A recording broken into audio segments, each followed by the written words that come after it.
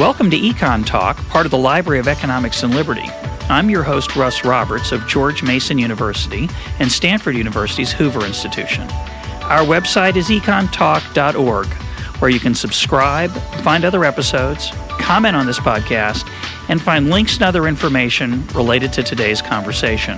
Our email address is mail@econtalk.org. We'd love to hear from you. Today is July 8th, 2010, and my guest is John Taylor, the Mary and Robert Raymond Professor of Economics at Stanford University and the George P. Schultz Senior Fellow in Economics at the Hoover Institution. John, welcome back to EconTalk. Great to be back. Thank you, Russ. Our topic today is the state of the economy. A lot of people are worried about a double-dip recession. The economy appears to be, quote, losing steam, a metaphor I always find annoying, that as if it's some great engine that has to be stoked constantly.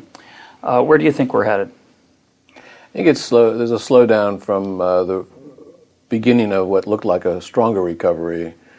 The last year, growth went down from 5.6 to 2.7 first quarter this year. So it seems to me it's a slowdown. I don't see another recession unless there's a big shock of some kind of a shock. It seems to me a slowdown. I think that the recovery itself is becoming a little disappointing, though. It seems like it could have been better. There's not a lot that I see picking up. I'm worried about the uncertainty about policy. So I think it's, unfortunately, a little bit of a lackluster recovery, but I don't see a double dip right now unless there's some other shock.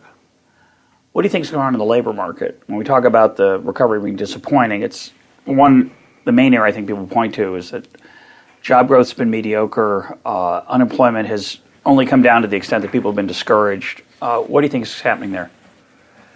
Well, I think partly it's the slowness of the recovery. It's the when you're getting growth of 2.5-3%, that's not much faster than the potential of the economy and the growth of the labor force at this point. So the thing is, you need to have more growth than that to get the unemployment down when it gets so high. So I think partly it's that. But it's also this factor that we've seen in a lot of the recent recessions. It's the lagging of job growth. It's coming slow. I think in this case, you've got some other factors.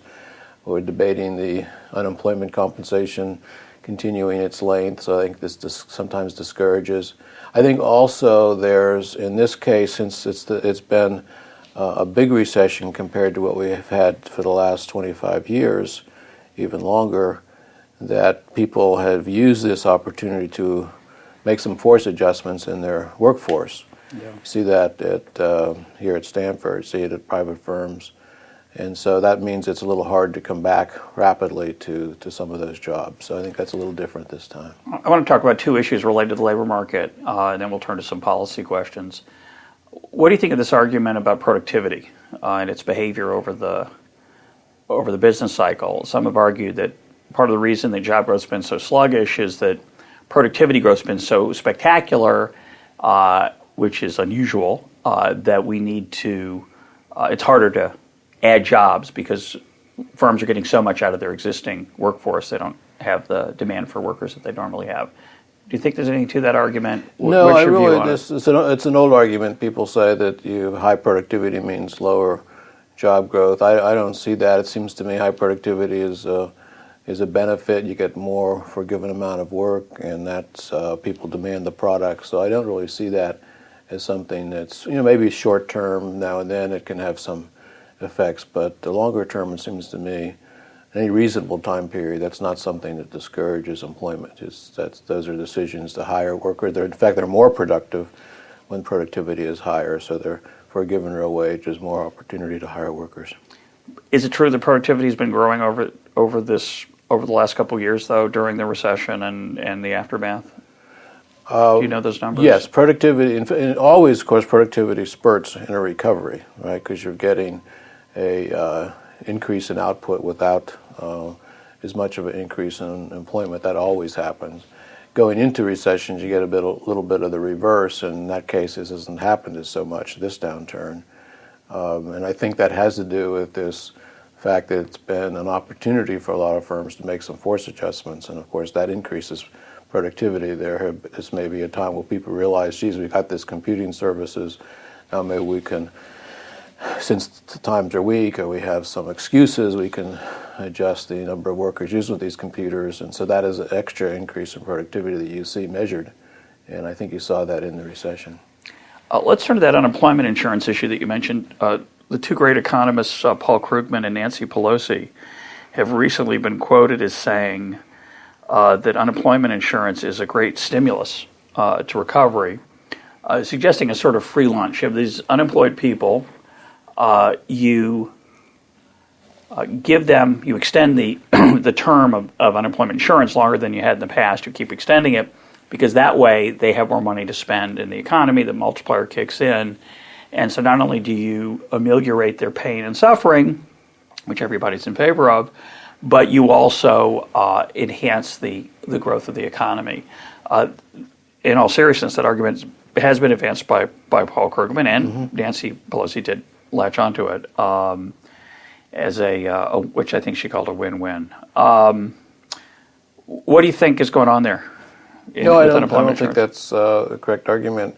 They're, of course, missing one big part of it, is that the extra extension of unemployment reduces some of the incentives to actually take a job, which might not have been as attractive otherwise. So I think that's got to be a big part of this argument, and that's neglected. I think probably in general you hear incentives sort of downplayed by people, especially in a recession. The incentives are downplayed, and you think of these more Keynesian kinds of effects. That's what they're stressing.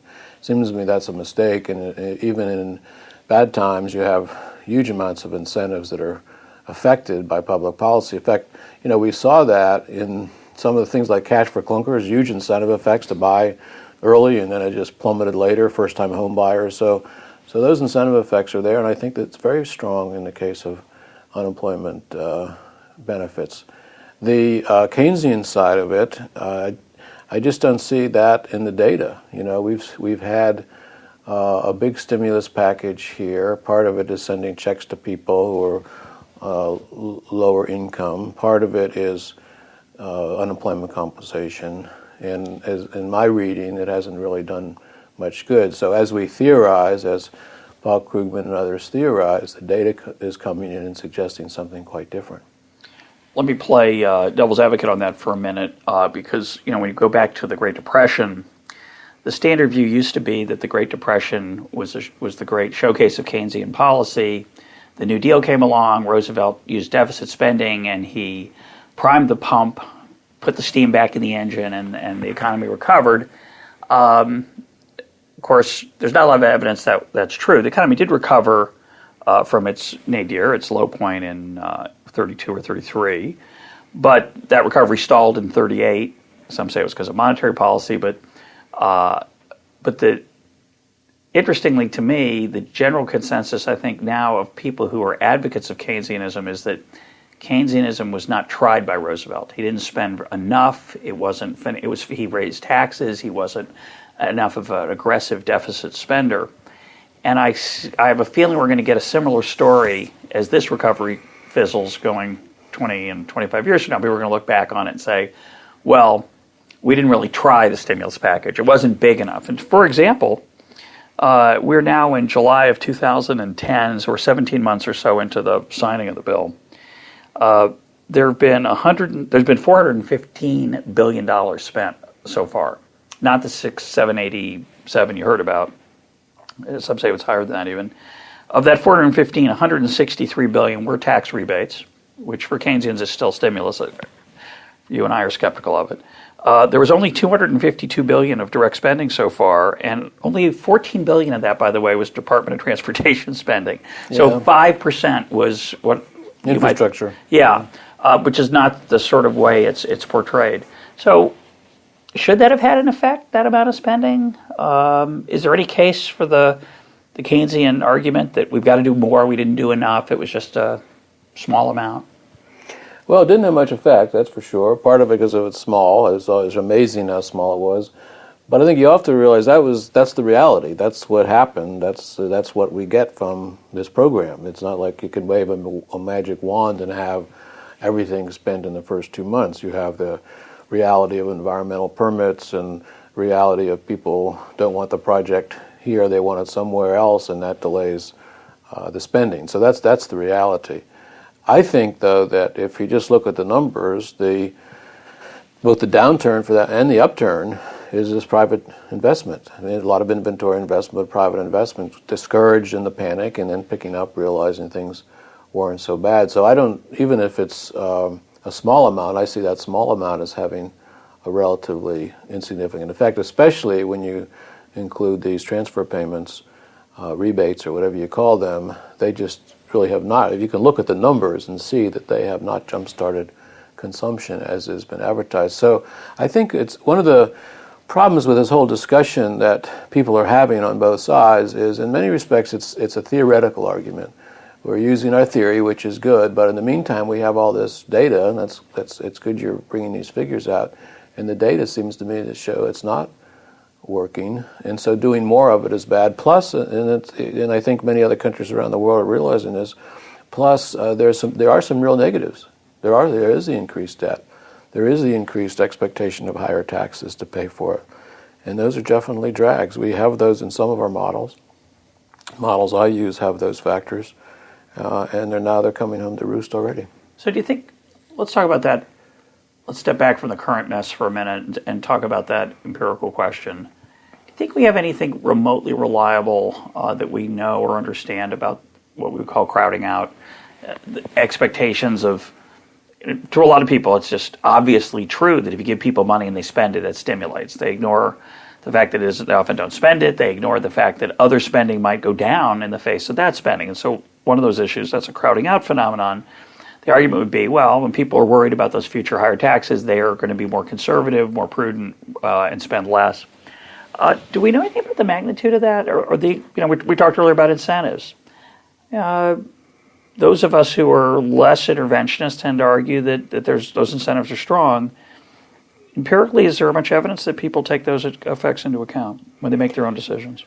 Well, on the micro side, there's lots of evidence. But don't you think you should just point to a couple of these natural experiments we've had? The cash for clunkers, huge incentive effects. You can see that right there in the numbers, micro, macro. First-time home buyers, huge incentive effects. So it's not like it's not out there. I'd say that's a different nature than saying, if we spend $780 billion over the next 3 or 4 years, your taxes are going to be higher. If you're in the 60% of the American populace that pays income taxes, your income taxes are going to be higher, and therefore you're going to respond to that spending program by cutting back.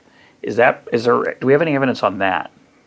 Well, we have direct evidence that higher taxes discourage anything that's taxed. So I think the link that you're looking for is, what evidence do we have that links people's expectations of future deficits to that, and there it's necessarily weak. You just have to go with what you know will affect the behavior, which is the tax increase. And just common sense says that the higher taxes are going to come in the future, which actually you can see that's on the books right now, by the way, unless the Congress makes some changes. So I think it definitely is affecting people's behavior, but you don't have expectations are harder to measure, so I don't think the evidence is as strong. Let's go back to the private investment point. Elaborate on that. What happened to private investment over the last few years and what do you think explains it? Well, first, if you look at this recession and the recovery, GDP growth declined a lot, a couple 3 quarters, and then it's flattened out. It increased a lot, and it's stabilized. And so there's a huge dip. That's the recession. You can look at the different components of GDP, consumption, investment, etc., and see to what extent some of those are more important. When you do that, by far the biggest is investment.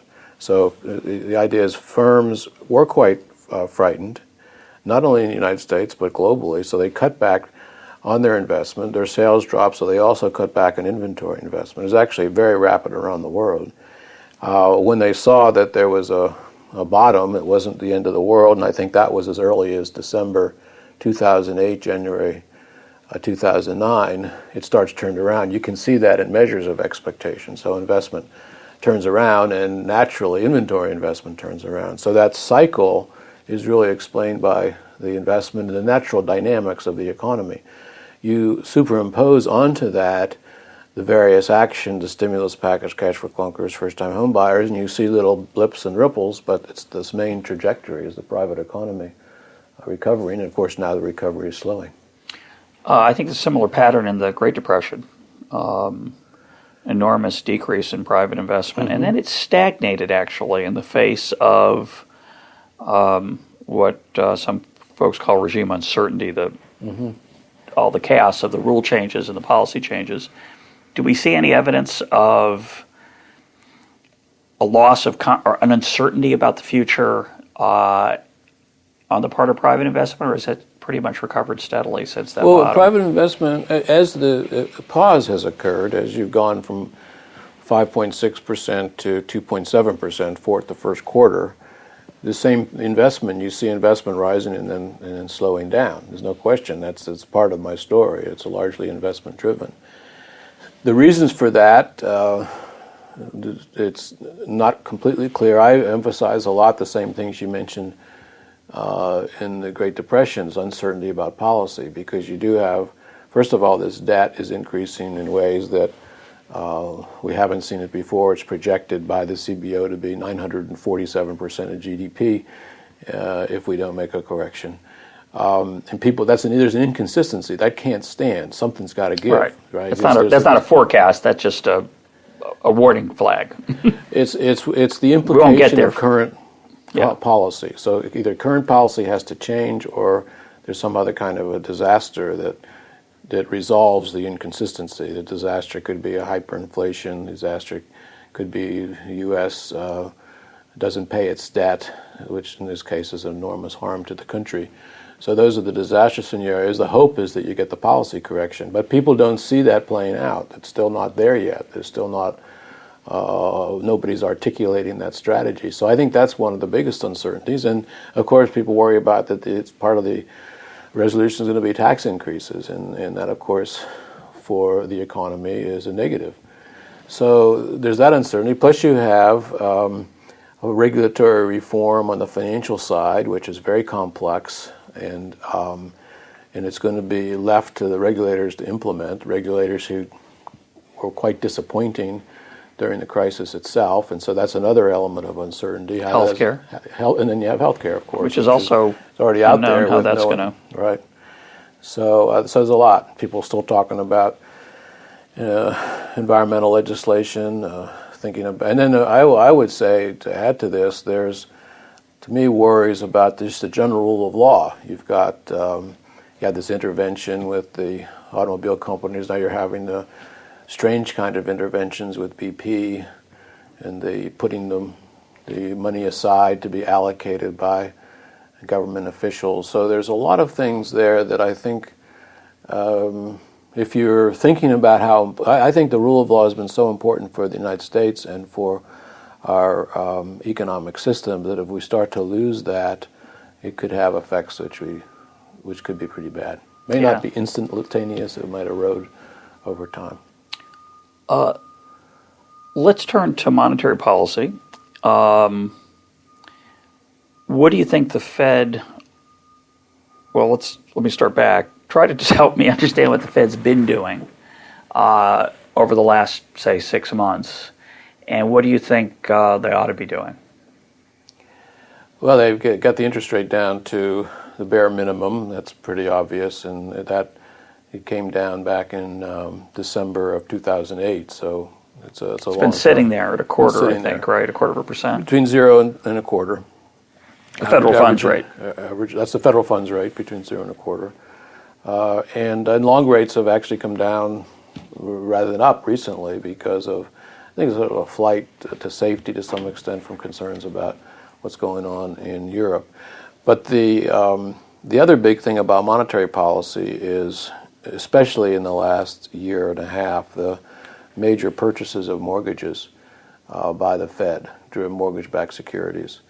And that's blown up their balance sheet. In order to buy those securities, they have to effectively print money, which electronically they just credit the bank's balance sheets with deposits at the Fed, so-called reserves.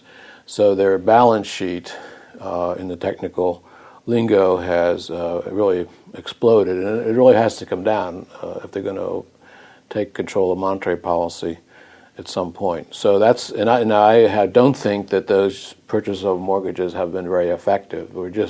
Empirical work is just proceeding. We did some work here on that at Hoover and at Stanford, trying to estimate the impacts and find that it's been a very small impact on the mortgage market.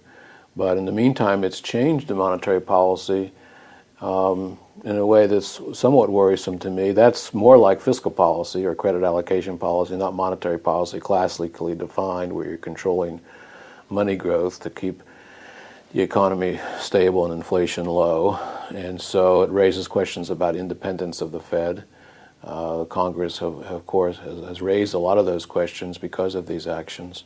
It's added to all the things done in the worst of the crisis, the bailouts of certain firms with Federal Reserve funds.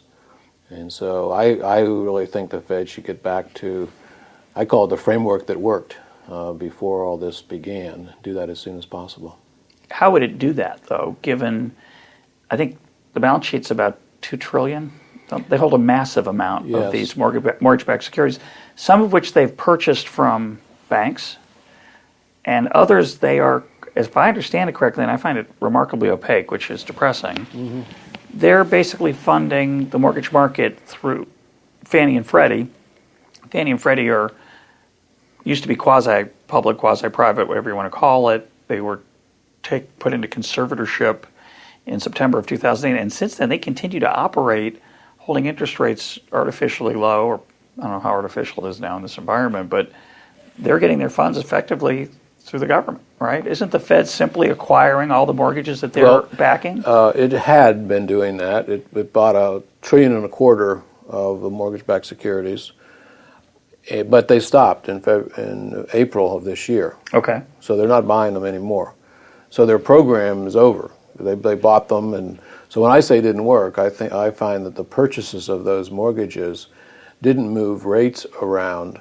When you control for other factors, risk factors, other things moving the rates around. So, I think they could sell those mortgage-backed securities. If they do it in a gradual way, then other people will buy the securities. I think of course, the banks have lots of reserves with which to buy longer-term securities. So I think it's quite possible to do that without being disruptive at all. That's what my data show, at least. Reality may be different, but so go at it gradually. I think politically it's hard for the Fed to do that because they'll be seen to be selling mortgages, mortgage-backed securities, at a time where the economy is struggling. So politically it's hard for them to do that. And when you say politically, I assume you mean because it's going to take reserves out of the system, correct? So it would be contractionary. It will take reserves out of the system. Not clear. No, it's not at all clear it's contractionary because those are all excess reserves in the sense that the banks are just sitting. But I don't want to say it's not clear. I don't want to say anyone knows for sure because there's a puzzle about why the banks are holding all those excess reserves, so to speak. Why are they holding those? They seem to just take on whatever the Fed provides, $300 billion here, $300 billion there. They just take it on, but clearly they're holding them for some reason. So reducing those too fast could also be worrisome. It's actually another concern I have with all these unorthodox policies that the Fed undertook, because unwinding them could lead to some problems. I think the mortgage side should be okay, but you're right to say, well, that'll reduce bank reserves, and that could be. I don't think it's safe to say it's contractionary because the banks just sitting there.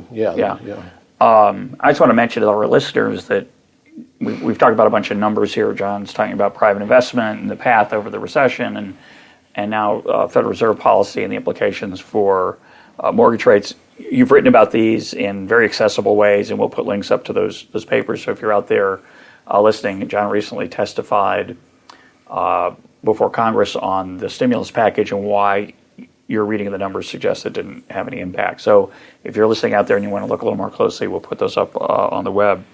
Sticking with the Fed for a minute, let me tell an unattractive story and see if you think there's anything to it, which since there's so much going on and it's a little bit bewildering, and I find it a bit distressing in a democracy that that the head of the Fed can act with so much discretion without much public explanation. Occasionally he gets called to in front of Congress where his job is to say as little as possible, which is to me not ideal in a democracy. But let's take a different argument. It goes as follows. The Fed looked at the banks in 2008 and saw disaster. They kept that quiet. They said, well, some banks are healthy, some aren't. We'll make everybody take TARP money because we don't want to, even though there are many firms that are solvent and totally fine, who've been prudent, we don't want to put the imprudent firms at risk because we could have a catastrophic set of bankruptcies. What they seem to have pursued since then is a set of subsidies to the banking system. So the purchases of mortgage-backed securities, they were on the books at a certain level at those banks. They were probably not correct, the level that they were marked to. So the Fed basically bought those and gave them a goodie. The Fed continues today to pay 0.25% of interest on reserves, which is a historically unprecedented, I think, policy, which encourages banks to keep their money at the Fed and just receive that nice flow, which is a subsidy from me to them, I think. And so it's, to me, unless I'm missing something here, this is either a really nasty political payoff or it's a desperation move to hide the insolvency of this sector that could have catastrophic impacts. What do you think of that story? It's definitely part of the reason for this is to help the banks to if you have a very low interest rate that they can borrow money at in the federal funds market held low by the Fed, then they can lend at higher rates. So that helps bank profitability. There's no question about it. The interest on reserves held at the Fed, deposits held at the Fed, is 0.25%.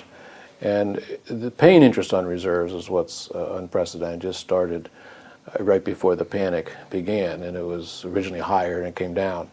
So the reason the Fed is doing that, and I agree it could be zero, it'd be just as healthy if it were zero. The reason they're doing that is they want to be able to control the interest rate even if there's a lot of excess money in the economy. Okay, so now there's a lot of excess, we'll call it excess reserves in the banks. So there's so much that's why they drive the interest rate down to zero. But in addition, the Fed can affect the interest rate by setting the interest it pays on the reserves that banks hold with it. So there's sort of two different instruments. Since they don't want to reduce the money supply, they don't want to reduce those reserves for various reasons. They want to be able to raise the interest rate when they have to. So they're holding that rate there so that when and if they have to raise interest rates, they'll be able to do it by paying interest on reserves. It could be zero now, there's no question. At this point, it would be just so close to zero anyway, because it'd be zero. But I think they're holding it there so that when the time comes, they'll be able to raise it. But why would they want, other than to help banks' balance sheets, again, for either political reasons, unattractive public choice reasons, or to avoid this catastrophe, why would they want to encourage banks to hold excess reserves? So they bought these mortgage-backed securities and other assets from banks, including treasuries and other things. They pumped all these reserves in, but those reserves didn't go into the economy. Right. Those banks just sat on them. Right. So the classical mechanism by which the Fed would be expansionary, the so-called, the Bernanke promise, we'll never make the same mistake we made in the Great Depression, where the Fed, contracted the money supply. Haven't they effectively followed a non-expansionary policy in the midst of a crisis? Or to put it another way, if they hadn't been paying interest on those reserves, would banks have been more encouraged to do something productive with it? Well, I don't think... What am I missing here? Well, what you're missing is 25 basis points. So it's now a very low rate. Rather than zero, it's 0.25. So the question is, how much difference would it make right now if it was zero? I don't know. I agree if it's 2 or 3 or 4, obviously it could make a big difference. But that very low rate seems to me... Here's what you want to think about, Russ, as a counterfactual. If the rate were zero, would mean the banks get rid of all those reserves? And I don't think so. They're holding them for other reasons. They're holding them because... Scared. They're worried about their capital ratios, worried about the loans that they could make. And so, I'd like to see it at zero, but I just have to say I don't think would make the banks lend out all those reserves. Maybe we should just set it to zero and see, but I think it's too low a rate to make much of a difference. And again, the reason why the Fed wants to do that is they think about their target funds rate not literally zero now. They're 0 to 0.25 is what they want it to be. And so when the time comes that they want to raise it to 0.5%, 1%, 2%, most likely they're going to do that by raising the interest rate that they pay on bank reserves. They're not going to change the money supply because there's so much reserves out there they can't really do it. So in a way, that interest on reserves is an instrument that is consistent with where they want the overall interest rate to be, which is is in this range, 0 to 0.25. It's not literally 0, it's 0 to 0.25. So again, to say it again, I guess, when they come time to raise the short-term interest rate, almost for sure they're going to do that by raising the interest rate they pay banks on the reserves. Okay, so now I'm really confused. So let me think about my micro situation. I had the misfortune the other day of looking at my money market fund. My money market fund is paying 0.1%. Those of you know the rule of 72, you divide the interest rate into 72. It doesn't really work, and it tells you how many periods it takes for your money to double. In this case, it doesn't really work because it's such a low number, but applying it foolishly, a mere 720 years from now, my money will double. And that, of course, doesn't really encourage me. It is tax-free. It's in munis, so it's really a comfort there. So my investment opportunities, and of course I'm just one little investor, my investment opportunities are miserable right now. I look at the S&P, the stock market, equities. I'm scared. I don't know what they hold. There's treasuries. There's not much else. There's not much else. Now, one view is there's not much else because, well, people are scared and they don't have anything to invest in. But surely the fact that banks have this guaranteed 0.25% holds interest rates lower than they otherwise would be, or do you disagree with that? Higher than others would be. I mean, higher than they otherwise would be. Yeah. Because you have zero is presumably the alternative to. Well, I don't know, actually. Why, if there were, they're not going to offer me anything higher than they're not going to invest their money in high. It'd have to be a lot higher than that for them because of the risk of the current situation.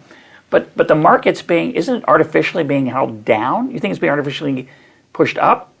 The market is being artificially held down by this massive amount of bank reserves that is out there. So this interest rate in the market is determined by the supply and demand for money in the market, bank reserves. So there's this incredible excess of reserves, which drove the interest rate down to near zero. Okay, and that happened in the fall of 2008. It was at 2%, went down to 1% as the Fed just expanded this money supply. By that I mean the bank reserves. Now, consistent with that, they also had dropped the interest they pay on reserves because it was at 2%. And again, unprecedented. They hadn't done that before, but it was at 2%. And then they lowered that interest on reserves as the market interest rate comes down. So in a way, the interest on reserves now at 25 basis points is probably a little above the market, quite frankly. And that's what your point is. If you could lower it, you get even a slightly lower interest rate, and I mean that might be good. Now, people argue that very low interest rate because there'd be more. You have to look at the quantity, right? We tend to look at the price, but what we care about is activity. So that money's just sitting there, right? The way I'm thinking about it, maybe I've got the supply and demand wrong. In my mind, if there was a 1% alternative that a bank could earn, it's risky compared to a 0.25% sure thing. They stick with the 0.25% sure thing, and the money sticks in their balance sheet. Now, it's true that the market rate might go down, but there'd be investment, there'd be activity instead of just sitting there. You get, just to be sure, so in other words, you're saying instead of 75 basis point margin, you got 100 basis point margin, 90 basis point margin. It could be a factor. I just don't think it's large enough to. I guess the question of elasticity, how responsive people will be to the small changes in interest rates. So you're suggesting that policy lever for them is important because if market rates start to go higher in the future, the Fed will then be able to ratchet that number up and ease the rate at which the reserves flow back into the system and avoid inflation? Is that what they're worrying about? I'd put it slightly differently. Traditionally, monetary policy affects the short-term interest rate by adjusting supply and demand for money, just a straight micro story, right? Yeah. But now they have pushed so much money out there that the supply just is overwhelmed and driven the interest rate essentially to zero, okay? So there's two ways they could raise the interest rate. One is pull back on the supply, right? And that's going to raise the interest rate, pull back on that supply. But most likely they're not going to do that. I actually think they should do that. But most likely they're not going to do that because they are worried about selling off the mortgage-backed securities that they need to do to get that money down. Okay, so they're most likely not going to do that. So what do they do instead? Well, we'll just set the interest rate that we pay the banks, and that's going to affect the market interest rate. The banks will say, okay, Fed's paying me 1%, that's going to come back just by arbitrage and affect the market interest rate. So that's another way they can do it. They can just leave that gigantic amount of reserves out there, but just say that we were paying the banks this amount. And so that most likely that's what they're going to do when, in fact, they do raise interest rates. But that's to reduce the volume of those excess reserves flooding the market in the future as confidence returns, right? Mm-hmm. That's the mop. You know, when we I've talked to Alan Meltzer about this on the program. You know, the claim is that the Fed can, Bernanke reassures us that when times get better, all those excess reserves can be mopped up.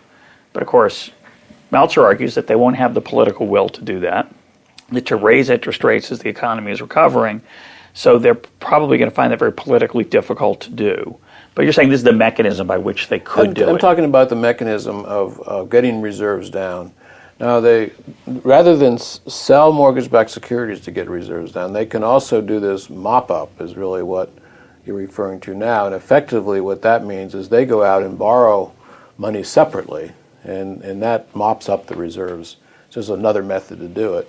I hope they do none of those methods. I hope they actually get the reserves down and get the mortgage-backed securities off their balance sheet. The sooner they do that, the better, because that's really not monetary policy. That's not what worked. That's not the framework that worked well for 20-plus years in the U.S. and other countries. It's more fiscal policy. It's not what they should be doing. So I'm anxious that they get it back as soon as possible to monetary policy as practiced in a way that worked well. But as you're pointing out, you can't just wave your hands and say, well, let's get back to where we were when things were normal.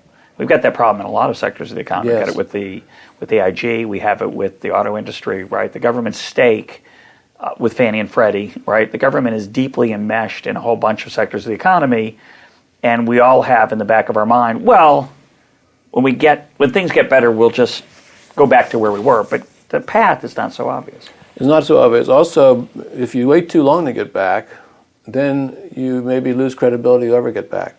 And so one example of this is during the rescue package in Europe for Greece, etc., our Fed participated in that. Yeah. They made loans to the ECB. They're exactly in the opposite direction. European Central Bank, the ECB. Sorry, the Fed made loans to the European Central Bank using the same techniques, using its balance sheet. So exactly in the reverse direction that we're hoping, it was not an exit strategy. It was staying into this unorthodox policy. So that's what you worry about. If you leave those mortgage-backed securities on your books, then hey, maybe the mortgage market gets weak next year, and you start buying a lot more of these things, and then monetary policy becomes forever intertwined with fiscal policy. You're sort of stuck. That's a precedent has been formed. So I actually tend to think there's lots of reasons why we should do this more quickly than otherwise. The economy is not going to be hurt by it. So get back to normal as soon as possible and establish that's what we want to do. That worked. That was good policy.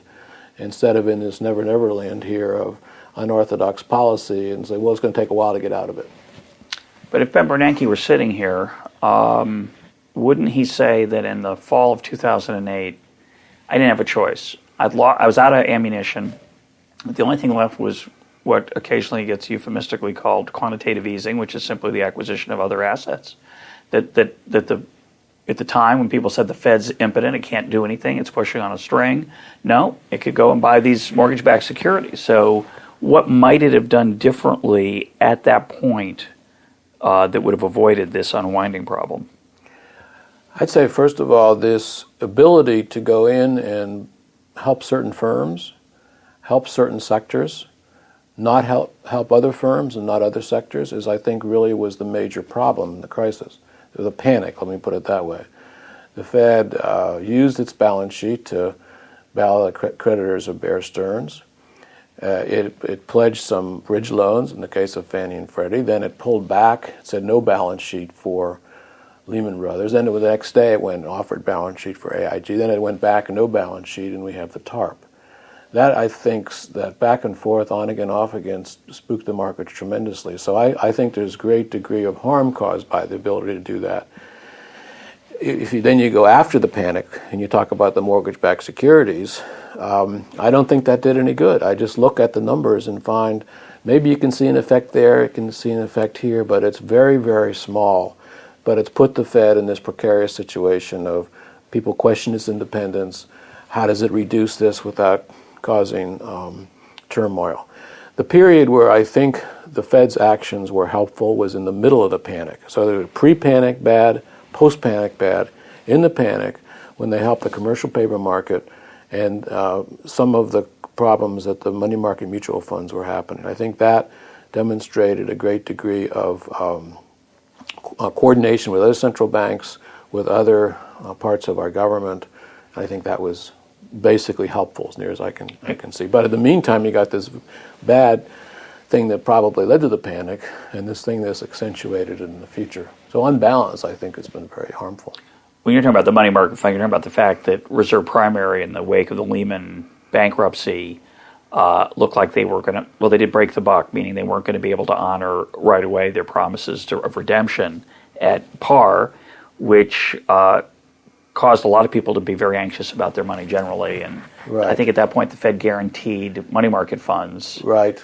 And then in addition, they created some facilities where banks could buy the asset-backed securities that the money market funds had to be disposing of. And then also the commercial paper market, another short-term money market, which the Fed helped support during that period. So I mean, you have to look at each of these things separately to see whether they worked or not. I think the period during the panic, where I do think it's right to give the Fed credit, is also very hard to tell because other things were happening. Sure. The thing that is, to me, the most important thing that stopped the panic was the clarification of what the TARP was going to be used for. The panic occurred primarily from the time the TARP was rolled out, where they were going to buy toxic assets, and nobody could figure out how that was actually going to work.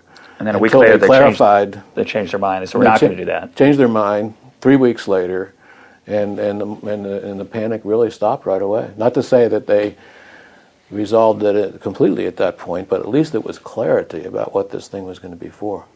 Yeah, I always find it's a little bit strange when I say to you, what would you have done? Well, the answer is you wouldn't have gotten into the mess that we got into. And of course, you've written very powerfully in your book, Getting Off Track, and in your writing on this, that the failure to follow the Taylor rule, that is, to follow the behavioral setting of the federal funds rate that had worked so well in the past, that Greenspan in the 03 to 02 to 05 period basically held rates too low too long and then pushed them up too fast, right?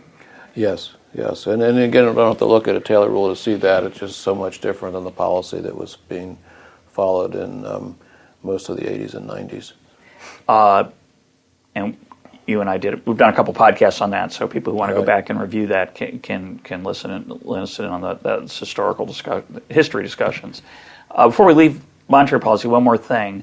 So what is your best guess of whether we should be worried about inflation or deflation right now? I think it's a remarkable moment to be an economist and to be certainly must be a remarkable time to be a grad student. We were taught, well, money supply is what determines inflation. If the growth of money supply is too fast, there's going to be inflation. We've had this massive growth in reserves. We don't have any inflation. We have some measured deflation, some signs that inflation might be growing now, but where are we on that? Well, How do we monetary think about theorists that? use different measures of money, as you know. Milton Friedman always would stress the broader aggregates, the M1, which would include the deposits that people hold at banks, or M2, which he actually stressed M2 more, which included other kinds of deposits. So the thing that has exploded so much is the very narrow money, sometimes called central bank money, sometimes called high-powered money, sometimes called the monetary base. That's largely just currency plus what the banks hold at the Fed, at the central bank. So because of the relationship between that narrow money and the broad money has changed, we really haven't had a massive explosion of the broad money. So I think it's consistent with the monetary theories. However, you also have this recession we're in, and traditionally things have to be unusual to get a big increase of inflation in the middle of a recession. It can happen, but also we're getting a slow recovery from a recession. The major deviations that you see from so-called Phillips curve things, where inflation falls in recessions, is the deviations when the economy recovers quickly, but the economy is not recovering quickly, and so that's another, if you like, drag on inflation. But I would say that this goes back to this inconsistency in the future. There's a large amount of narrow money will eventually get translated into more broad money as banks start lending. And so the question is, how will that get resolved? Will the Fed actually be able to bring down that narrow money? And as you mentioned, Alan Meltzer and others are skeptical of that for political reasons. We don't know, but that's they're going to have to do that, or we will for sure have a big inflation. There's no question about it. I think somehow investors in the bond markets are discounting that as a possibility strongly. They're looking at some other kind of resolution because the markets don't show much of an increase of inflation coming down the line. Let's turn to the international scene. You recently were in Poland. Talk about why you went and what you saw there, and Poland's experience over the last few years, which is singular as far as we can tell. Well, I went there partially because it is so unusual. The only economy in the European Union, 27 countries, that did not have a recession during this Great Recession, the only country of all those. They have, I think the reason for this is they didn't really overreact. They kept their policies pretty steady, didn't have a big stimulus package. Monetary policy basically remained pretty steady. But in addition, like some other emerging market countries, by the way, Brazil, India, they had made some reforms trying to keep their debt level low, trying to make sure you didn't borrow too much in foreign currencies, and also had this inflation, good monetary policy in place. So I think they were in good shape to begin with compared to other countries, even their fellow EU Union members for the most part. So I think that's what the reason was. Now I have to say, Poland, my first time in Poland was 1989, and that was just when they were moving from central planning to markets, and it was the finance minister at the time was Leszek Balcerowicz, and so I admired him greatly at the time, and had a chance to renew our acquaintance in this trip. And he is a very impressive, strong leader. That's what you needed at that time. And I would add that not right now, but in the years leading up to this crisis, he was central bank governor in Poland, and I think made some good decisions along the lines that have been helpful. So I guess you've got a chart on your blog, we'll put a link up to it that shows Poland's experience for all the rest of the EU. I guess my first thought would be there's a data error there. They must have miscounted GDP or something. Does it feel like it's a healthy economy? When you look around, does it look healthy? Is their unemployment rate low? Yeah, I mean, let's face it. Here we are in Palo Alto, California, and Stanford. It looks pretty healthy. I know. I've always been fascinated by that. You have to watch what you're doing. Short of a Great Depression, it's not. You can't really see it. Macroeconomics. You have to watch what you're doing. Sometimes parking lots at the shopping centers and various places.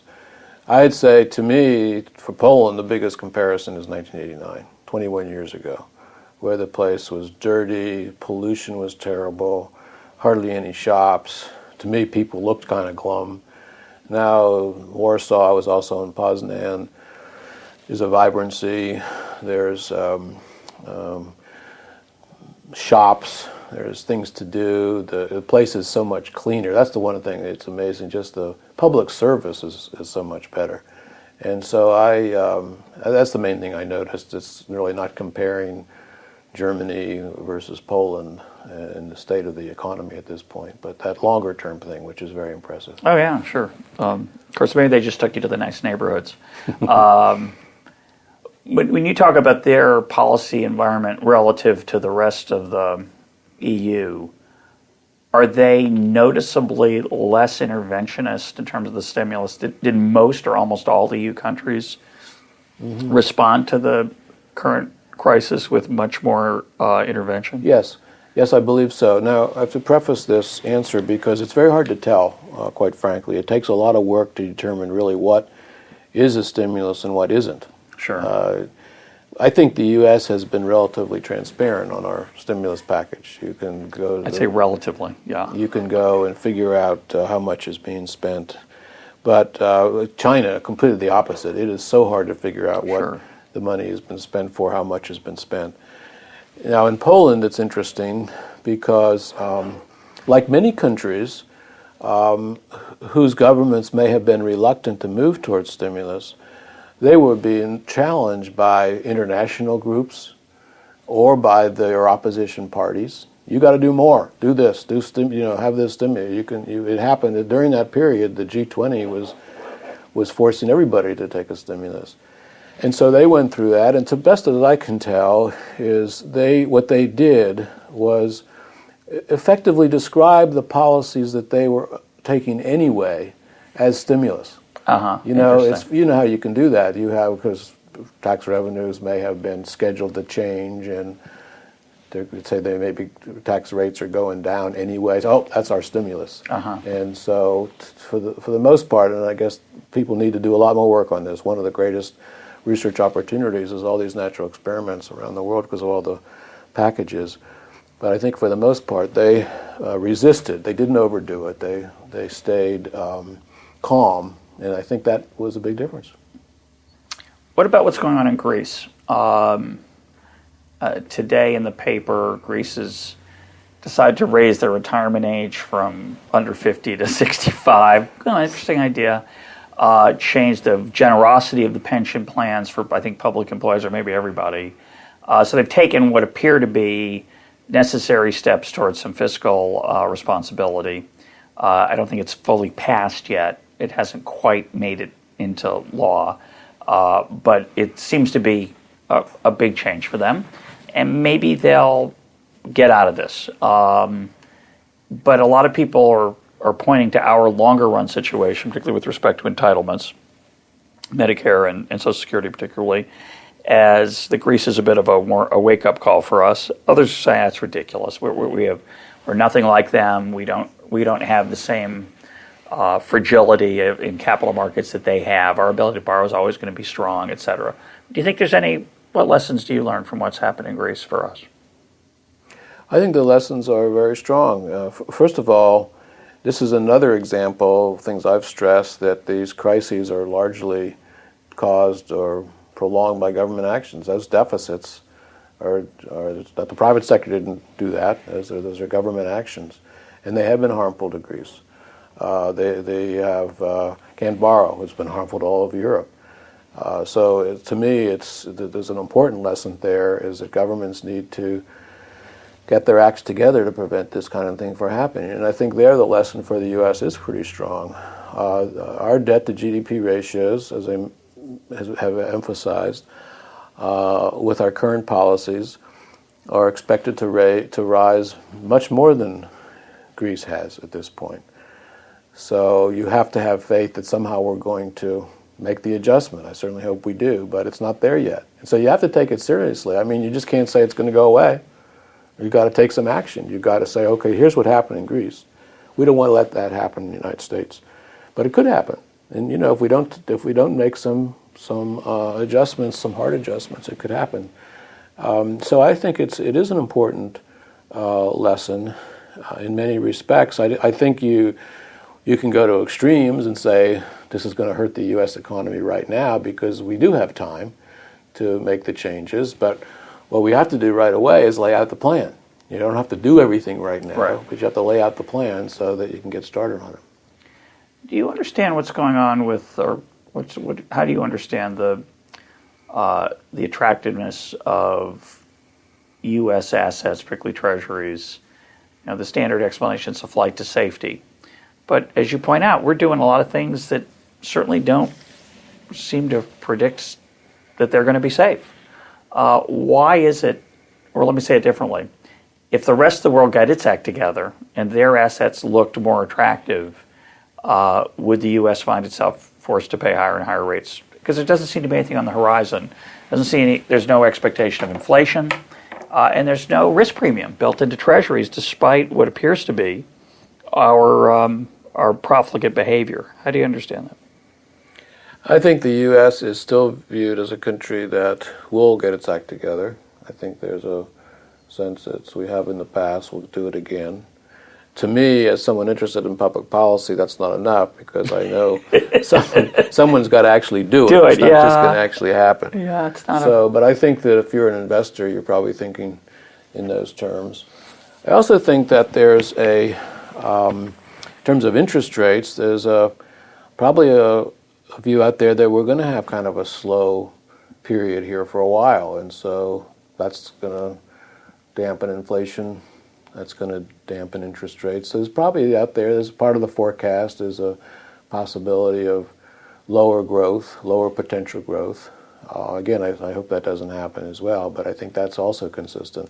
And then finally, I think there is a tendency when you're thinking about the future for investors to sometimes be thinking of that the rosy scenario is going to actually pan out in a way. And just, it goes back to this time is different view that Rogoff and Reinhardt write about. This time is different, but maybe it isn't different. Maybe we are not, the United States isn't different. We are going to have to make some adjustments.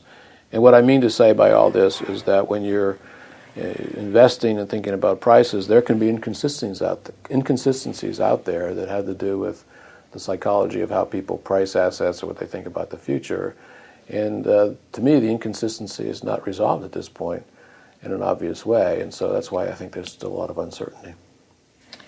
My guest today has been John Taylor. John, thanks for being part of EconTalk. Thank you.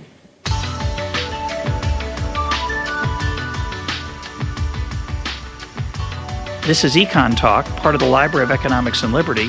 For more EconTalk, go to econtalk.org, where you can also comment on today's podcast and find links and readings related to today's conversation. The sound engineer for EconTalk is Rich Goyette. I'm your host, Russ Roberts. Thanks for listening. Talk to you on Monday.